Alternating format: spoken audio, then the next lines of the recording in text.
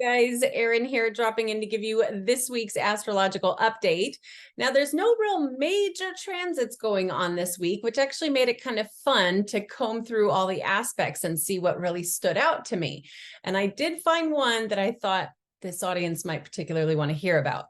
So let's start by talking about the sun is going through the sign of Leo. Okay, now this is the sun's home. Okay, the sun rules the sign of Leo.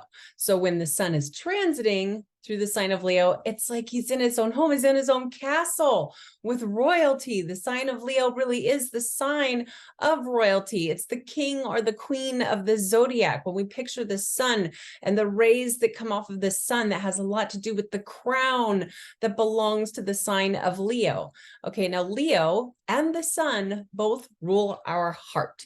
Very important sign of the zodiac.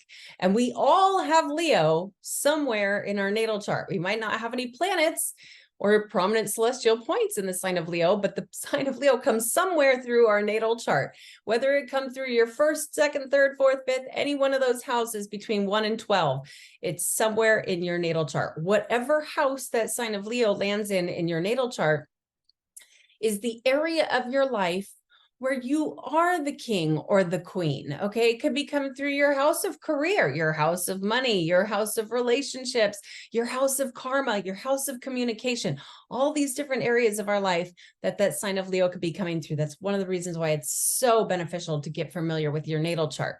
But moreover, since the sun is transiting through this grand sign of Leo, it's such a wonderful time of year. It's the midpoint of summer.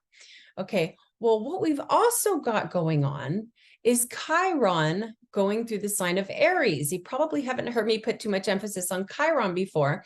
Chiron was only discovered in 1977. So there's not an immense amount of research to really pinpoint Chiron's energy, but I do feel very confident with what I'm about to say about Chiron. Chiron's influence it's the wounded healer, okay? Has so much to do with wounds that we experience generally from early childhood. And according to traditional Western astrology, these wounds would really be coming from previous lifetimes. But as we're children or youngsters, we experience these wounds and we go through life with these wounds, being provided with certain opportunities to heal those wounds, judging off of progressions and transits and your human free will. We're all provided with opportunities to heal these wounds from early childhood development. And when we do, that gives us an ability to be a healer ourselves. Okay. And I do personally believe that everybody has an ability to be a healer. Okay. For some people, it's going to be a lot more pronounced than others. But regardless, we all have this Chiron energy somewhere in our natal chart. And where it lies, this Chiron energy has to do with healing those wounds and becoming healer ourselves. Now, for everybody on Earth right now, Chiron up in the sky all the way until basically 2027. In 2026, Chiron's going to do a little transit and then he's going to have to retrograde back. But basically all the way until 2027, Chiron up in the sky is transiting through the sign of Aries. Aries is the sign of self. Aries is the warrior of the zodiac. Aries is the cardinal fire sign. Okay, so with that said, while Chiron's making his way through this sign of Aries, I do feel very confident saying we are all being provided with a really nice opportunity to heal those wounds ourselves. Not to suggest that you shouldn't be asking for help when it comes to your healing journey, but we can all tap in and try to heal those wounds within ourselves. Okay. Now, why was I talking about the sun going through Leo? Because Leo, again, the sun is in Leo, Chiron is in Aries. Aries and Leo, they are brother signs. Okay. And as of this week, as the sun is moving through this sign of Leo, there's going to be an aspect, a trine, 120-degree angle up in the sky between the sun and Chiron in these brotherly signs. So as the sun, the ruler of our heart, going through this grand sign of Leo, is shooting harmonious beams over to Chiron, who is transiting through the sign that says, let's heal ourselves. Okay, so this is a really good time. That aspect goes exact on August 12th. And it's really kind of going on for about 2 weeks. It's kind of, we're experiencing this harmonious connection between the sun and Chiron, basically until all the way till August 19th. However, as it's approaching this week, it's getting stronger and stronger and stronger. And on the 12th, it peaks, and then it will start to wane away from that for over the next week.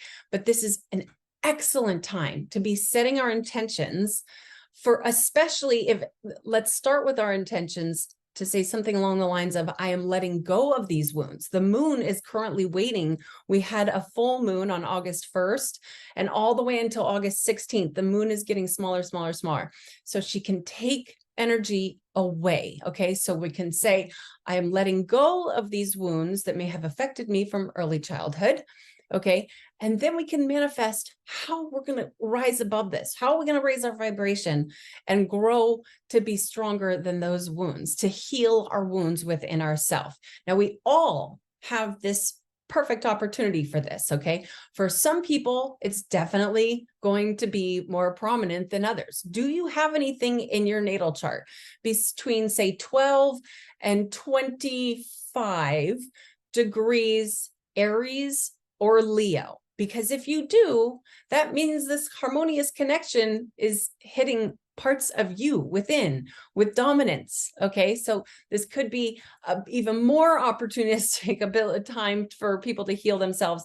For some of you out there, that's another reason it's so good to get familiar with our natal chart. So with all that said, if you'd like to schedule an astrology reading with me and we can really dive into this stuff, you can schedule straight through the East West website, which is eastwestbooks.org. And when you go to that website, there's a little link on top that says readers and healers. If you click there, it's very self-explanatory on how to schedule a reading with me or any of East West wonderful healers and readers. Okay, you guys, I do hope to hear from some of you. And until next time, namaste to all of you.